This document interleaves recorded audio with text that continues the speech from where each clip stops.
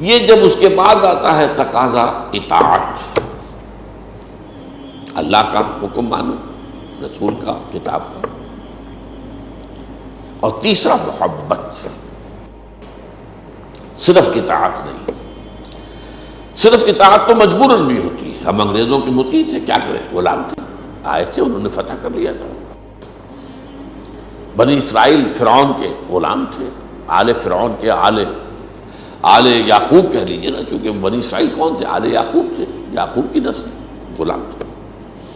وہ ہے مجبوری کی، لیکن محبت کے ساتھ اطاعت، اللہ کی اطاعت محبت کے ساتھ، رسول کی اطاعت محبت کے ساتھ۔ اور اس میں بڑا عجیب ہے، یہ اصطلاحات کا معاملہ ہے جس کو سمجھنا چاہیے۔ اللہ کی ذات کے ساتھ اطاعت اور محبت جمع ہو جائے تو اس کا نام ہے عبادت، اور یہ ہمارا مقصد تخلیق ہے، وما خلقت الجن والانس الا لیعبدون۔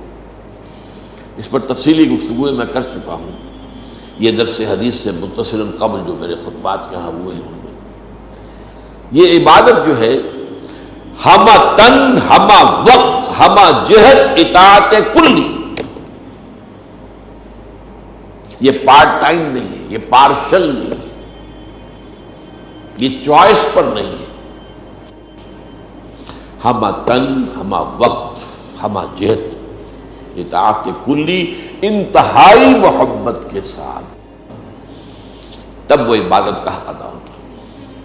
اس میں یہ بحث بھی میں کر چکا ہوں، ہاں اس میں بربنایت طبع بشری، کبھی پاؤں پھسل جائے گا، کبھی غلطی ہو گئی، کبھی غلط ماحول میں رہے، اس کے اثرات جو ہیں پڑ گئے اور کوئی غلط کام آپ سے بھی سرزد ہو گئی، کبھی اندر سے نفس امارہ کا کوئی ابال آیا، طوفان آیا، اور آپ کی خودی جو ہے ہولڈ نہیں کر سکی اپنے آپ کو اور آپ بہہ گئے، لیکن اس کے فوراً بعد اس کیفیت سے نکلتے ہی اگر انسان کی طبیعت کے اندر پشیمانی پیدا ہو گئی، یہ میں کیا کر بیٹھا، یہ مجھ سے کیا ہو گیا، یہ مجھ سے غلطی ہو گئی، اور فوراً اللہ کی طرف رجوع کرے اور استغفار کرے، اللہ معاف کر دیتا ہے، لاکھوں بار کرو اور معاف، اللہ تعالیٰ کی معافی کا دروازہ کھلا ہے۔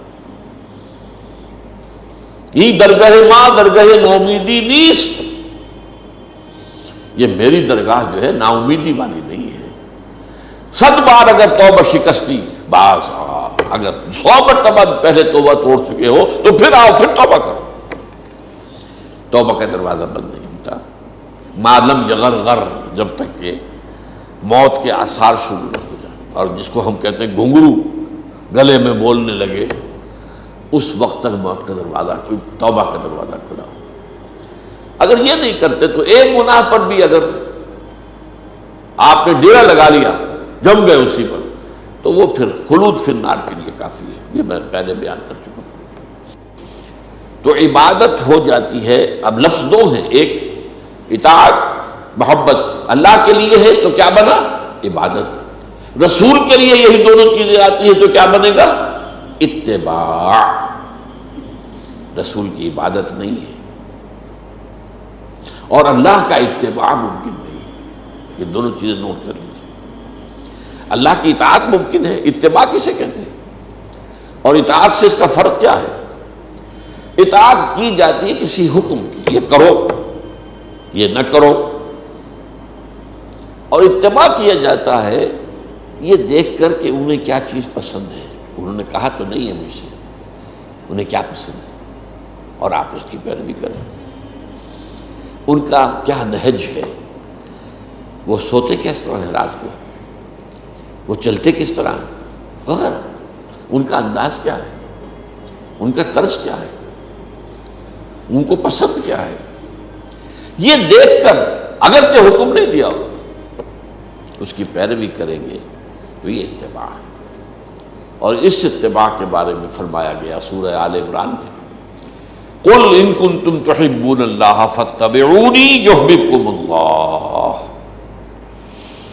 اے نبی ان سے کہہ دیجئے اگر تم اللہ سے محبت کرتے ہو تو میری پیروی کرو، اتباع کرو میرا، اللہ تم سے محبت کرنے لگے گا۔